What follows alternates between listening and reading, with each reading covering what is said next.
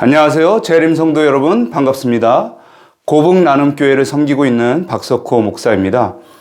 오늘도 방송에 참여하신 여러분의 삶에 하나님의 사랑이 임하기를 바랍니다. 이번 주는 제7과입니다. 예언을 위한 기초. 기억절 말씀은 이사야서 6장 8절입니다. 내가 또 주의 목소리를 들으니 주께서 이르시되 내가 누구를 보내며 누가 우리를 위하여 갈꼬 하시니 그때에 내가 이르되 내가 여기 있나이다 나를 보내소서 하였더니. 우리는 누구의 통치 아래 살아가고 있습니까? 세상의 권세와 제도의 억압 속에 살아가고 있는 것 같지만 성경은 분명히 선언합니다. 계시록 4장 11절 말씀입니다. 우리 주 하나님이여 영광과 존귀와 권능을 받으시는 것이 합당하오니 주께서 만물을 지으신지라. 만물이 주의 뜻대로 있었고 또 지으심을 받았나이다 하더라. 하나님은 창조주이시며 우주의 정당한 주권자이십니다.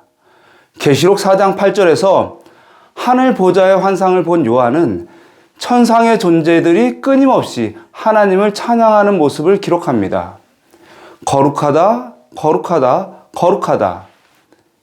이 보좌는 단지 권세의 상징이 아니라 사랑과 정의, 자비와 진리가 어우러진 하나님의 성품을 드러냅니다. 하나님의 통치는 능력뿐만 아니라 그분의 거룩한 성품에 기초합니다. 그러나 우리는 이 영광 앞에 설 수 없습니다. 로마서 3장 23절은 말합니다. 모든 사람이 죄를 범하였음에 하나님의 영광에 이르지 못하더니. 우리가 하나님께 나아갈 수 없는 이유는 연약함이 아니라 죄로 인해 그분과 단절되었기 때문입니다. 죄는 하나님과의 관계를 깨트리고 우리를 어둠 속에 가둡니다. 그러나 이 단절이 우리의 영원한 끝은 아닙니다. 하나님은 타락한 인류를 외면하지 않으셨고 우리를 회복하시기 위해 친히 보좌에서 내려오셨습니다. 예수 그리스도의 십자가는 단지 고난이 아닌 하나님의 사랑과 성품이 가장 찬란히 드러난 자리입니다. 십자가는 하나님의 공의와 자비가 만난 자리입니다. 하나님은 죄를 심판하시면서도 사랑을 포기하지 않으셨습니다. 그분은 타락을 원하지 않으셨지만 타락한 인류를 위한 오히려 더 깊고 위대한 사랑을 나타내셨습니다. 이제 우리는 다시 하나님의 보좌 앞으로 나아갈 수 있습니다. 히브리서 4장 16절은 이렇게 말합니다. 그러므로 우리는 긍휼하심을 받고 때를 따라 돕는 은혜를 얻기 위하여 은혜의 보좌 앞에 담대히 나아갈 것이니라. 그리스도의 피로 인해 우리는 은혜의 보좌 앞에 담대히 설 수 있는 은혜를 입었습니다. 이 회복은 개인의 구원으로 끝나지 않습니다. 하나님은 회복된 우리를 통해 세상에 그분의 사랑과 성품을 드러내고자 하십니다. 그분은 회복된 인류를 통해 온 우주 앞에 자신의 공의와 자비를 증언하십니다. 그러므로 구원은 시작일 뿐입니다. 하나님의 궁극적인 목적은 인류의 반역이 끝나고 그분의 성품이 영원히 드러나는 것입니다. 지금 우리는 그 회복의 여정 위에 있습니다. 하나님은 우리를 보좌 앞으로 부르셨고 그 부르심은 두려움이 아니라 은혜의 부름입니다. 우리는 그리스도의 피로 덧입고 하나님의 영광 앞에 나아갑니다. 우리는 죄인이지만 용서받은 자입니다. 타락했지만 회복된 자입니다. 그리고 이제는 단지 살아남은 자가 아니라 하나님의 영광을 이 땅에 드러낼 사명을 받은 자들입니다. 이 말씀을 마음에 새기며 우리 모두 담대히 하나님의 보좌 앞으로 나아갑시다. 그분의 사랑 안에 거하며 그 사랑을 세상에 증거하는 삶을 살아가기를 간절히 바랍니다. 이럴소지 내가 여기 있나이다. 나를 보내소서. 수년 전 한 교회가 낡은 지하실을 친교실로 개조하기로 했습니다. 공사가 시작되며 가장 먼저 설치된 것은 조명이었습니다. 그리고 조명이 켜지자 공간의 상태가 적나라하게 드러났습니다. 밝은 빛이 감춰졌던 결함들을 선명하게 드러낸 것입니다. 이사야도 비슷한 경험을 합니다. 하나님의 보좌 앞에서 그는 자신의 죄와 결함을 깊이 깨닫고 외칩니다. 화로다 나여 망하게 되었도다. 나는 입술이 부정한 사람이요 입술이 부정한 중에 거주하면서 만군의 여호와이신 왕을 배웠음이로다. 이사야서 6장 5절. 말씀에서 보듯이 하나님의 임재 앞에서 그 어떤 위선도 통하지 않습니다. 그분의 거룩하심은 우리 내면 깊숙한 죄까지도 비춰냅니다. 밝은 빛 아래 흠이 드러나듯 하나님의 영광은 우리의 진짜 모습을 드러내십니다. 이사야는 그 순간 죄의 무게에 짓눌립니다. 그는 자신이 망하게 되었다고 느낍니다. 그러나 하나님께서 죄를 드러내시는 목적은 정죄가 아니라 회복입니다. 이사야서 6장 6절을 보면 한 스랍이 제단에서 숯불을 가져와 그의 입술에 대며 말합니다. 보라, 이것이 내 입술에 닿았으니 내 죄악이 제하여졌고 내 죄가 사함을 받았느니라. 이사야서 6장 7절. 이 숯불은 하나님의 제단에서 온 것으로 용서와 정결함을 상징합니다. 계시록 8장에서의 제단은 성도의 기도와 하나님의 자비가 만나는 곳입니다. 이처럼 하나님은 이사야의 죄를 사하시고 그를 회복시키십니다. 그리고 그 순간 하늘에서 음성이 들려옵니다. 내가 누구를 보내며 누가 우리를 위하여 갈꼬. 이사야 6장 8절. 죄사함을 받은 이사야는 지체 없이 응답합니다. 내가 여기 있나이다. 나를 보내소서. 이것이 하나님의 은혜에 대한 성도의 올바른 반응입니다. 우리는 먼저 자신의 죄를 깨닫고 하나님의 용서를 경험한 후에야 그분의 부르심에 응답할 수 있습니다. 용서받은 자라는 확신이 없이는 하나님의 사명을 온전히 감당할 수 없습니다. 예수님께서는 침례 요한을 두고 이렇게 말씀하셨습니다. 그는 타오르는 빛나는 등불이었노라. 너희가 한동안 그의 빛을 기뻐하기를 원하였느니라. 요한복음 5장 35절. 요한도 완전한 사람은 아니었습니다. 그는 은혜가 필요한 죄인이었지만 하나님의 부르심에 응답하여 그리스도를 비추는 삶을 살았습니다. 그는 자신을 드러내지 않고 예수 그리스도를 가리키는 빛이 되었습니다. 이사야처럼 요한도 하늘의 부르심에 예라고 응답한 사람입니다. 그리고 오늘 그 부르심은 우리에게도 주어졌습니다. 우리도 예수 그리스도의 보혈로 죄사함을 받은 자들입니다. 하나님은 우리를 용서하시고 은혜로 다시 세우셨습니다. 하나님은 오늘도 세상 속에서 타오르는 등불이 될 사람을 찾고 계십니다.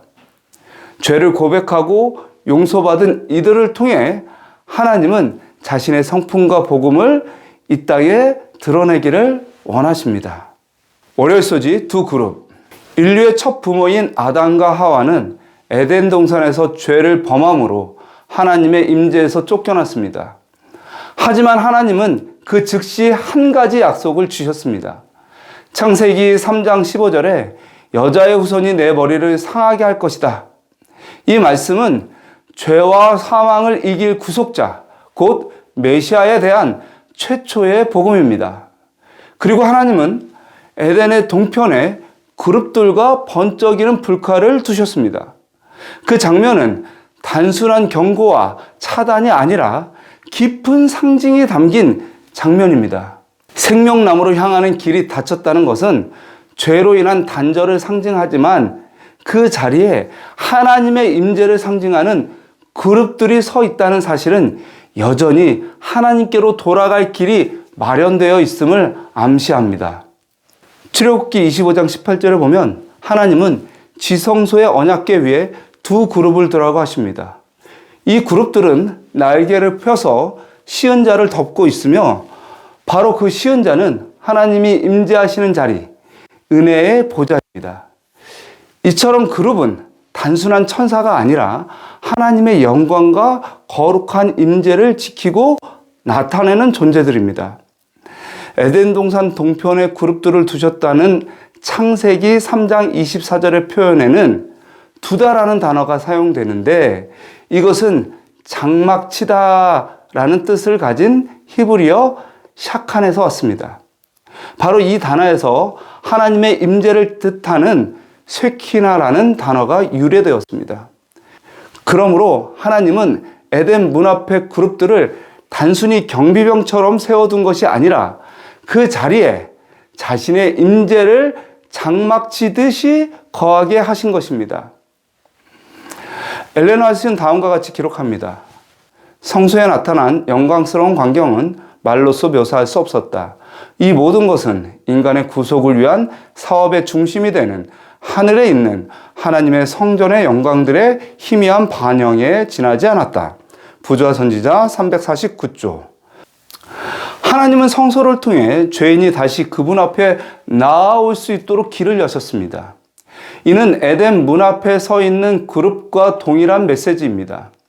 생명나무의 길은 잠시 닫혔지만 하나님은 여전히 너희 가운데 거하시고 너희를 회복하시기를 원하신다는 것입니다. 요한계시록 4장과 5장에 보면 하나님의 보좌 주위에 24장로들과 생물들이 모여 찬양을 드리며 주께서 만물을 지으셨사오니 라고 고백합니다. 이 보좌는 창조주의 보좌이자 구속자의 보좌입니다. 우리가 이 보좌 앞에 나아갈 수 있는 이유는 어린 양 예수 그리스도의 피로 죄 씻음을 받았기 때문입니다. 그러므로 하나님이 거하시는 보좌 앞에 나아가는 자는 자신의 마음을 성소처럼 준비해야 합니다. 우리의 마음에 하나님의 말씀이 보관되는 언약궤가 있어야 하고 기도의 향기가 피어나는 분향단이 있어야 하며 성령의 불이 타오르는 등잔대가 있어야 합니다. 하나님은 여전히 우리 가운데 거하시기를 원하십니다. 그분은 타락한 인류를 버려두지 않으시고 죄의 자리에서 회복과 구원의 자리로 인도하시기 위해 오늘도 우리의 마음 문을 두드리십니다. 오늘 각자 마음에 이렇게 질문해 보셨으면 좋겠습니다. 하나님의 임재가 머무는 삶을 살고 있는가? 우리는 두려움으로 도망칠 수 있는 존재들입니다. 그러나 우리가 마음의 문을 열 때 하나님은 우리 안에 장막을 치시고 거하시며 우리를 통해 그 영광을 세상에 비추실 것입니다. 에덴 동산 동편에 거하신 하나님은 오늘도 당신의 백성과 함께 거하시기를 원하십니다. 그룹들이 지키던 그 자리에서 회복의 희망이 피어나고 그 보좌에서 은혜와 긍휼이 흘러나옵니다. 그 은혜 앞에 나아가 우리의 마음을 성소처럼 준비하셨으면 좋겠습니다. 화요소지 불타는 숯불 같은. 우리는 종종 하나님을 사랑의 하나님으로만 기억합니다. 그러나 성경의 하나님은 사랑이시며 동시에 전능과 거룩함, 영광으로 충만하신 분으로 나타납니다. 그리고 그 영광의 보좌 곁에는 언제나 신비한 존재들이 등장합니다. 그것은 바로 그룹입니다. 화요일 소재에서 우리는 이 그룹의 존재와 상징을 통해 하나님의 임재와 구속의 복음이 우리 삶에 어떤 의미를 주는지를 함께 묵상하고자 합니다. 성경은 구약에서부터 신약까지 반복해서 그룹을 하나님의 보호자와 연결된 존재로 묘사합니다. 출애굽기 25장 18절에서 22절에 하나님이 지성소 안 언약궤 위에 두 그룹을 세우라고 명하셨습니다.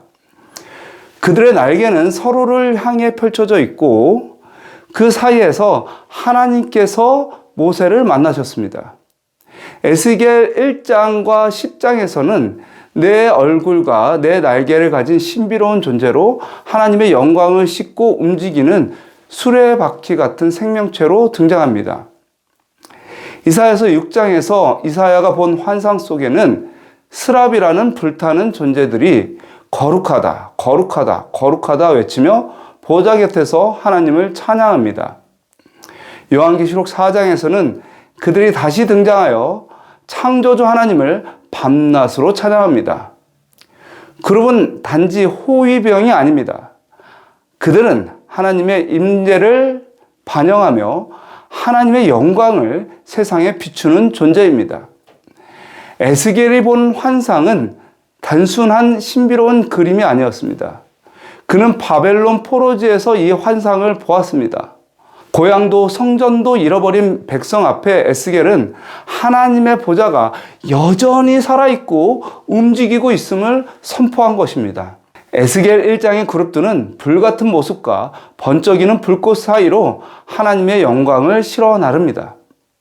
이것은 하나님이 멀리 떠나신 분이 아니라 죄의 현실 속에서도 여전히 우리 가운데 거하시며 일하고 계신다는 사실을 보여줍니다. 이사야 또한 주님의 보좌를 본 후 자신을 이렇게 고백합니다.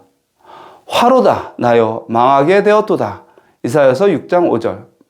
하나님의 거룩하심 앞에서 이사야는 자신의 죄악을 고백하게 되었고 한 그룹이 숯불을 가져다가 그의 입술을 정결케 하는 장면이 이어집니다. 이 모습은 하나님의 보좌 앞에서 죄인이 어떻게 회복되는지를 보여줍니다. 복음의 은혜가 바로 이 지점에서 시작됩니다. 성경에서 그룹은 단순한 상징이 아닙니다. 이들은 하나님의 임재와 거룩을 나타내는 존재이며 하나님이 우리 삶 속에서 기대하시는 존재의 모델입니다. 우리는 하나님의 형상대로 지음을 받았으며 하나님의 성령이 임하는 성소가 되며 이 땅에서 하나님의 영광을 반사하는 삶을 살아가야 합니다. 이제 질문해 봅시다. 하나님의 임재 앞에서 나의 교만은 무너지고 있습니까? 거룩하신 하나님 앞에서 복음의 은혜만이 나를 살리는 유일한 길임을 깨닫고 있습니까? 하나님은 지금도 당신의 백성 가운데 거하시기를 원하십니다. 에덴의 문 앞에 두신 그룹도, 지성소에 세우신 그룹도, 포로된 땅에 나타난 불타는 그룹도 모두 동일한 메시지를 전합니다. 내가 거룩하니 너희도 거룩하라. 하지만 이 거룩은 우리의 힘으로 되는 것이 아닙니다. 하늘에서 내려온 숯불 같은 은혜, 십자가 위에서 불타는 사랑으로 우리를 덮으신 예수 그리스도를 통해서만 가능합니다. 그 은혜 앞에서 우리는 이사야처럼 고백할 수 있습니다.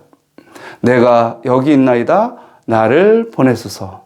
수요일소지 당신의 백성 가운데 계신 하나님, 하늘과 땅을 지으신 거룩하신 하나님께서 인간과 함께 거하시기를 원하신다는 사실은 성전 전체를 관통하는 가장 놀랍고 복된 메시지 중에 하나입니다. 이는 단지 상징적 표현이 아닙니다. 하나님은 실제적으로 우리 가운데 거하시기를 원하십니다.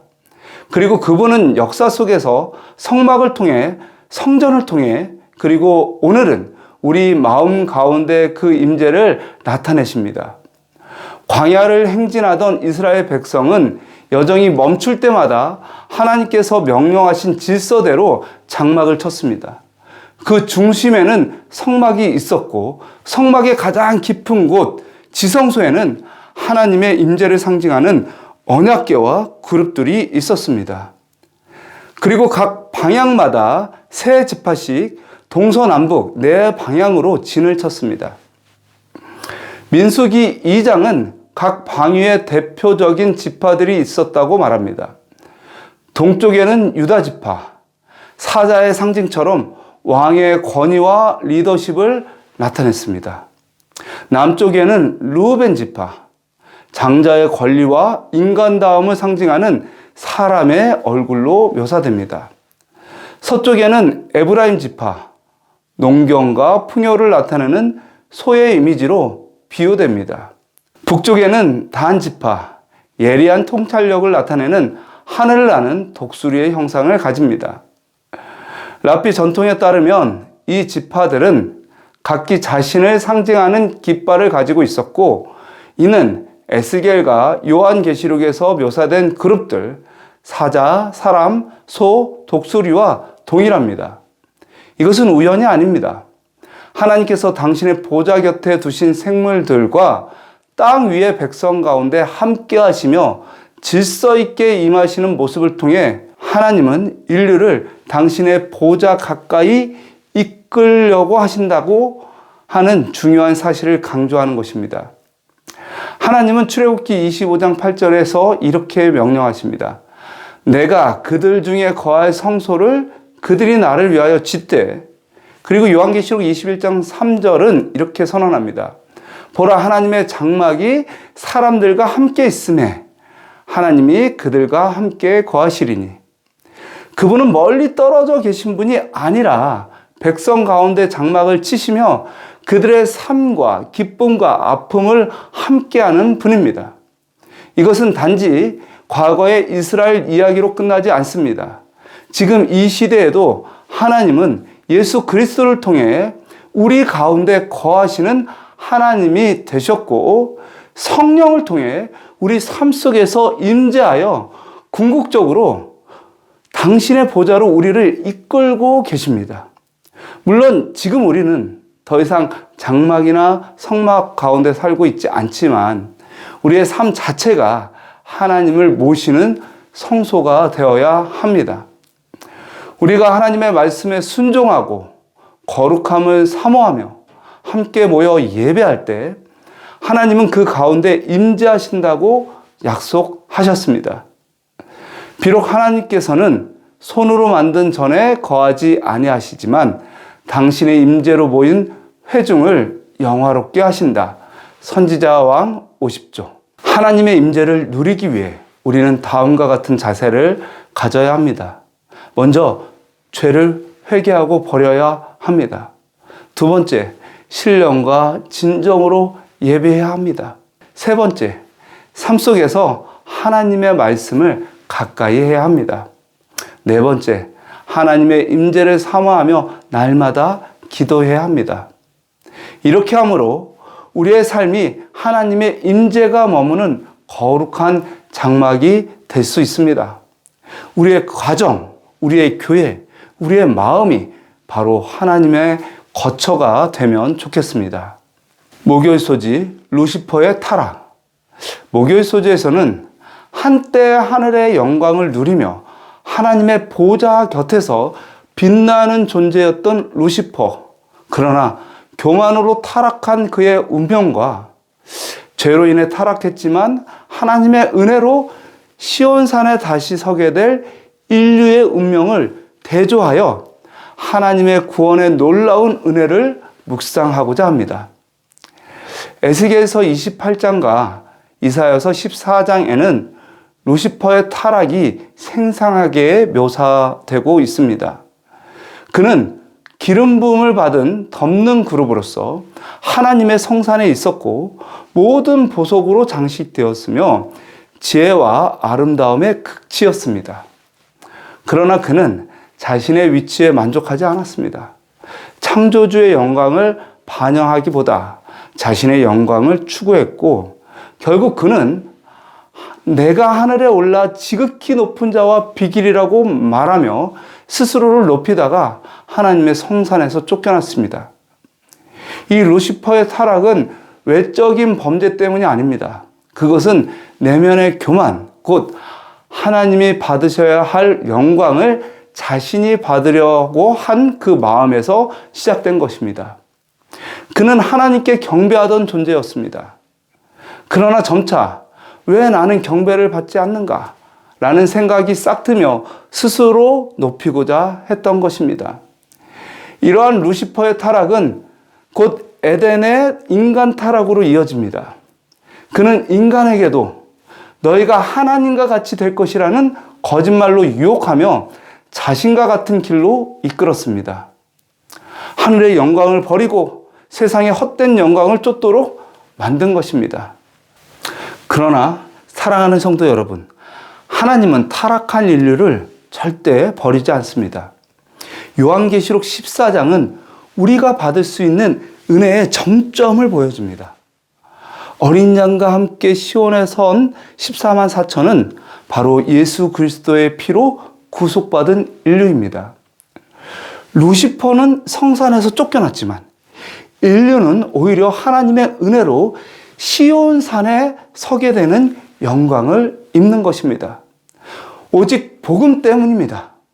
요한계시록 5장에서 장로들이 노래합니다. 일찍이 죽임을 당하사 각 족속과 방언과 백성과 나라 가운데서 사람들을 피로 사서 하나님께 드리시고, 여기서 복음의 핵심이 분명히 드러납니다. 그리스도의 피로 각 사람을 사서 하나님께 드리는 사역, 이것이 우리가 전해야 할 영원한 복음입니다. 그렇기에 계시록 14장에 나오는 새 천사의 기별은 단지 마지막 때의 경고가 아니라 하나님의 영광을 회복하라는 부르심입니다. 루시퍼는 하나님의 영광을 가로채려 했습니다. 우리는 이제 그 영광을 다시 하나님께 돌리는 사명을 받은 자들입니다. 하늘에 있는 자들 가운데 생긴 공백은 주님의 구속받은 자들로 채워질 것이다. 엘렌 화이트, 리뷰 앤드 헤럴드 1900년 5월 29일. 이 얼마나 놀라운 은혜입니까? 우리가 바로 그 자리를 채우게 되는 것입니다. 하늘의 반역자가 남긴 그 빈자리를 그리스도의 피로 구속받은 우리가 채운다는 사실은 복음이 얼마나 깊은 사랑인지 알려줍니다. 사랑하는 성도 여러분, 우리도 연약한 존재입니다. 루시퍼처럼 자기 중심적인 생각과 교만한 마음이 싹들 수 있습니다. 하지만 우리는 날마다 복음 앞에서 자기 자신을 십자가에 못 박고 하나님의 영광만을 추구하는 삶을 살아야 합니다. 우리는 하늘의 영광을 잃어버린 존재들이 아니라 그리스도 안에서 하늘의 영광을 되찾은 자들입니다. 그러므로 우리의 삶은 이제부터 하나님께 영광을 돌리라는 그 기별을 세상에 외치는 삶이 되어야 합니다. 여기까지 교과 해설을 시청해 주셔서 감사합니다.